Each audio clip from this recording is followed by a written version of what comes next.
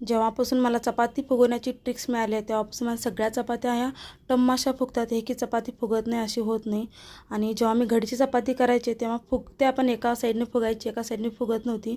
त्याच्यामुळं ही ट्रिक्स वापरल्यापासून माझी चपाती एकदम टम्माशी फुगते. आता ही सगळ्यांना ट्रिक्स खूप जणांना माहिती असेल, तरी पण मी तुम्हाला सांगते. एक चपातीचा पिठाचा गोळा घ्यायचा आणि तो थोडासा लाटायचा.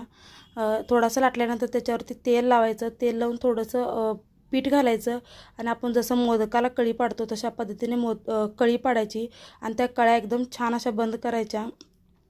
त्याच्यातली हवा बाहेर जाता कामा नये, नाहीतर मग चपाती आपली टम्माशी फुगत नाही. आणि सगळीकडनं आपल्याला हे लाटून घ्यायचे आहे. चपाती किंवा ही कडणे अशी लाटायची आणि तवा असा छान असा गरम झाला की त्याच्यावरती तेल घालायचं आणि एकदम गॅस बारीक करायचा आणि मग चपाती घालायची.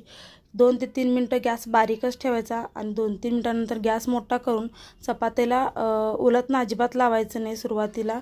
अगदी थोडंसं लावायचं काठ सोडण्यापुरतं आणि नंतर चपाती फुगेपर्यंत आपल्याला अजिबात उलटणं वगैरे लावून घ्यायचं नाही. त्याच्यामुळे चपातीच मध्ये फुटू शकते, म्हणजे त्याच्यामुळे चपाती फुगणार नाही. मग त्याच्यासाठी आपल्याला उलटणं अजिबात लावून घ्यायचं नाही.